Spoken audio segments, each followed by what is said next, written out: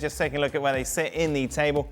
Currently sitting at 12th. It is quite the list when it comes to who could be the next man in charge of Roma. You take a look at the possible candidates. Ruud van Nistelrooy is there, of course he is now. I think, look at this mix. Ranieri, of course, is the favourite to go back for a third tenure. Gab, for those who haven't followed this story, why has this become such a soap opera? Wow. All right. Well, first of all, I'll give you the breaking news. Claudio Ranieri landed here in London this evening. Why does this bring him closer to Roma? Because funnily enough, Roma's owners, the Friedkins, they don't really do any kind of business in Rome. They like to do their business when they're over in Europe out of London. So weirdly, Claudio Ranieri, who lives in Rome, has to come to London to go and talk to them about the Roma job. A lot of people are taking this as a sign that the idea is to chuck him in there between now and the end of the season.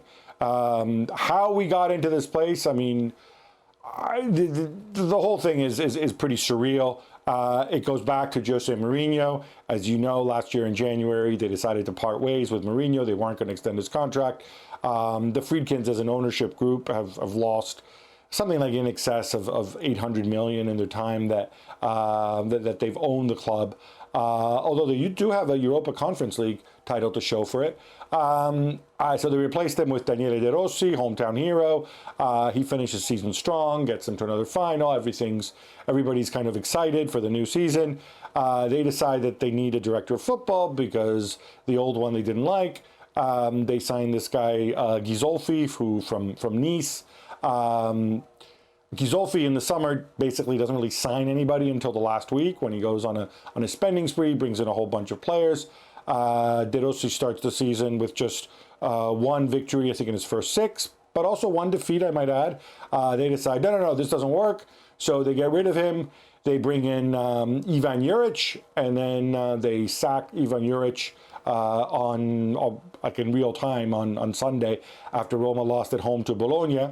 In their official statement, and the Friedkins don't talk to the media. Ghisolfi likes to. Sometimes he wants to talk to the media, but he doesn't actually speak Italian. I believe the man only speaks French, so he can't actually say anything that anybody understands. So they issue these press releases and they say, well, thanks to Juric, she's gone now. But don't worry, we've been working on the new manager for a while. And in the next 48 hours, they get linked to a whole bunch of names, from the sublime to the ridiculous, from Roberto Mancini, as if, to Eric Ten Hag, to Frank Lampard Jr., who, of course, is on the verge of taking a job at Coventry. The fans are absolutely furious. They're on the warpath. Now, in the end, what do? They go to kindly Claudio. It's going to be his third stint as Roma manager if he gets the job. I think they see him as a lightning rod. The fans aren't going to get angry at him. But I also think the fans are beyond getting angry at the manager. I don't think, you could put any manager there and they wouldn't get angry at them.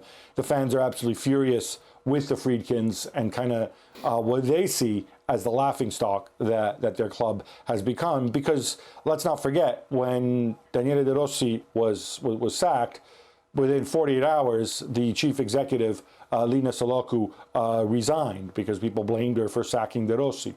They do not have a chief executive.